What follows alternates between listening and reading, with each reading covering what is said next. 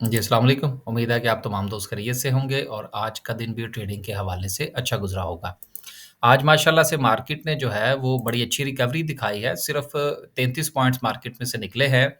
Market आहिस्ता-आहिस्ता जो है वो अपनी सपोर्ट बनाती चली जा रही है। अगर मार्केट जो है फ़र्ज़ कीजिए आज 30 की बजाय जिस तरह 150 पॉइंट्स जो था वो मार्केट में से निकले थे, अगर 150 माइनस भी हो जाते, तो फिर भी कोई बड़ी बात नहीं थी। मार्केट फिर भी अभी अपने मज़बूत जो है वो पाँव पर खड़ी है।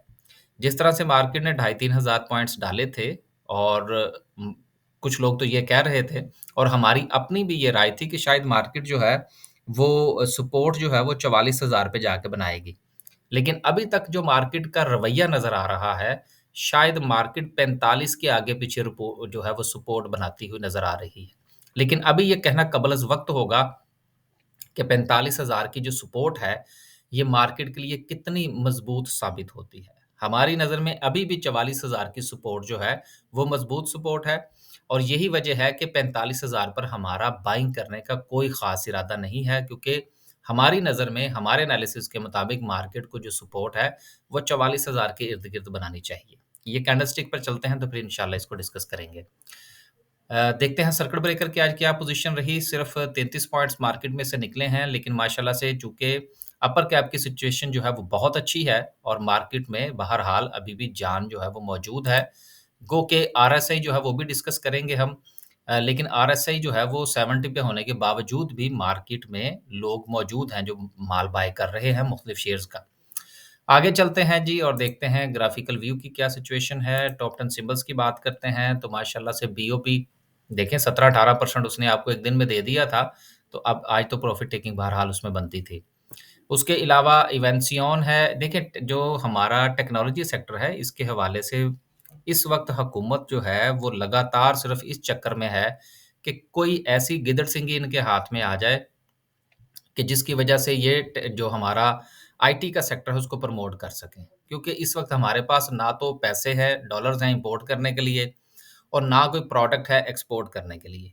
तो इसलिए हम हुकूमत जो है वो गू-मगू का शिकार है कि किसी तरीके से आईटी सेक्टर जो है इसको रिलीफ़ दिया जाए और मुझे लगता है कि आने वाले दिनों में कुछ ऐलानात भी होंगे और शायद यही वजह है कि आईटी सेक्टर में आज ख़ास तौर पर इवेंसियन जो है इसकी जो बढ़ोतरी जो हमें होती हुई नज़र आई है, इसके पीछे भी वही बात कार फ़रमा थी, वही राज़ कार फ़रमा था।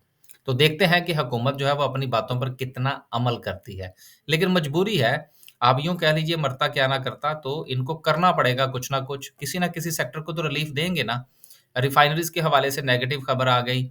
जो हमारा सीमेंट है वो जो हमारी प्रॉपर्टी है उसके ऊपर टैक्स लग गया, उसका डायरेक्टली असर जो है वो सीमेंट सेक्टर के ऊपर आएगा, स्टील के ऊपर आएगा, हाउसिंग का शोबा नीचे जाएगा तो ये दोनों सेक्टर्स डायरेक्टली जो है वो इम्पैक्ट करेंगे। उसके बाद जो रह जाता है हमारा केमिकल सेक्टर उसमें भी आप कुछ इतनी बड़ी कंपनीज़ हैं नहीं हमारे पास। फिर हमारा सबसे बड़ा टेक्सटाइल सेक्टर है, तो टेक्सटाइल में हमारे बिजली के मामलात हैं, गैस के मामलात हैं, केमिकल की इम्पोर्ट के मामलात हैं, मशीनरी की इम्पोर्ट के मामलात हैं।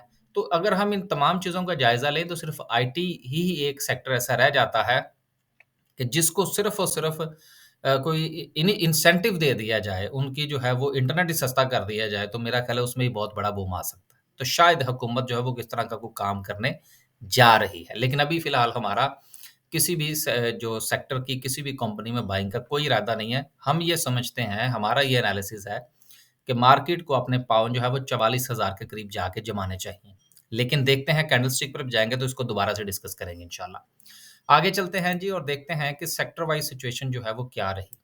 आज सबसे ज़्यादा जो है वो केमिकल सेक्टर में और कंपनी वाइज़ अगर बात करें तो कोलगेट ने एक मर्तबा फिर जो है वो बड़ा अच्छा परफ़ॉर्म किया है। दूसरे नंबर पर हमारे कमर्शियल बैंक्स हैं, फिर टेक्नोलॉजी सेक्टर है, ऑटोमोबाइल्स है, देन सो एंड सो। लेकिन जिन्होंने पॉइंट्स निकाले हैं उसमें सबसे ज़्यादा फर्टिलाइज़र है और फर्टिलाइज़र सेक्टर में जिस कंपनी ने निकाले हैं, वो हमें देखनी होगी कि किसने निकाले हैं सबसे ज़्यादा। तो एंग्रो कॉर्पोरेशन ने निकाले हैं। कोई बात नहीं, सिर्फ़ 12 पॉइंट्स निकाले हैं, कुछ ज़्यादा नहीं है। लेकिन सेक्टर वाइज़ देखें सीमेंट सेक्टर है, फिर उसके बाद फार्मास्यूटिकल में कुछ फिर रिफाइनरीज़ है, जिसका मैंने पहले ही बात की कि रिफाइनरीज़ के हवाले से नेगेटिव न्यूज़ थी, उसका असर हमें देखने को मिल रहा है। देखिए जो आपका पावर जनरेशन है, शायद पता नहीं कल बात हुई थी या नहीं इस पर कि प्रेशर ये भी आ रहा है कि सर्कुलर डेट जो है इसको मज़ीद कम किया जाए और आइंदा जो है इसको बढ़ने से रोका जाए। तो अगर इन दोनों में से किसी एक बात पर भी हुकूमत अगर अमल कर लेती है कि चलें जितना है, अभी इसको सस्टेन किया जाए और इससे इंक्रीज़ ना हो, उस सूरत में या इस वक़्त मौजूदा सर्कुलर डेट जो है उसको कम किया जाए, उस सूरत में कह लीजिए, तो दोनों सूरतों में जो आपका पावर जनरेशन है इसको पैसे मिलते हुए नज़र आ रहे हैं। बाकी आप लोग अपना फैसला खुद कर लीजिएगा। आगे चलते हैं जी और आखिर हम डिस्कस करते हैं आज की कैंडल को। देखिए, ये जो काले रंग की लाइन जो है ये 44,000 पर हमने लगा रखी है। हमारी ये राय है कि मार्केट को यहाँ तक आना चाहिए और देन जो है वो मार्केट को वापस रिस्पॉन्ड करना चाहिए। लेकिन अगर हम गुज़िश्ता और आज 2 दिन की अगर हम कैंडल का जायज़ा लें, तो ये 2 दिन की कैंडल जो है, ये इस चीज़ की इंडिकेशन कर रही है कि मार्केट जो है वो 45,000 पर स्टे करती हुई नज़र आ रही है। लेकिन अभी भी इसमें कुछ कन्फर्मेशन का होना बाकी है। अब कन्फर्मेशन के लिए हमें ये देखना होगा कि मार्केट के जो टेक्निकल्स हैं, वो क्या कहते हैं।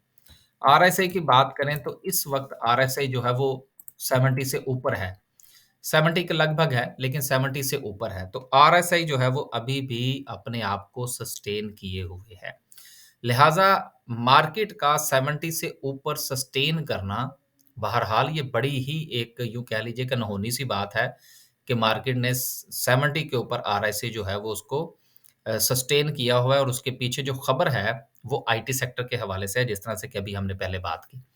तो आईटी सेक्टर जो है अगर इसको मज़ीद थोड़ा-सा बूम मिलता है, तो उसमें शायद मज़ीद कोई 1 से 2 दिन जो है वो मार्केट हमें सस्टेन करती हुई नज़र आ सकती है। लेकिन बहरहाल मार्केट को टेक्निकली अपने आप को करेक्ट करना होगा और करेक्ट करने के लिए मार्केट में से 1000-1500 पॉइंट्स निकलने ज़रूरी हैं। इस वक़्त सिचुएशन के मुताबिक 1000 पॉइंट्स भी अगर मार्केट में से निकलते हैं, तो देन न्यूट्रल ज़ोन में आरएसआई आ जाएगी, आपके पास टेक्निकली भी बाई के लिए जगह बन जाएगी और फंडामेंटली भी आपके पास स्पेस होगी। तो मेरा ये ख़्याल है कि अभी इंतज़ार करना चाहिए। हम तो अभी इंतज़ार में बैठे हैं और देखते हैं कि मार्केट 44 की तरफ चलती है या अपने आप को सस्टेन करती है। हम अभी तक इंतज़ार करेंगे और आपने जो फ़ैसला करना है वो आप अपने पोर्टफ़ोलियो के मुताबिक कीजिएगा। बस जी, आज के लिए सिर्फ़ इतना ही। अल्लाह हाफ़िज़।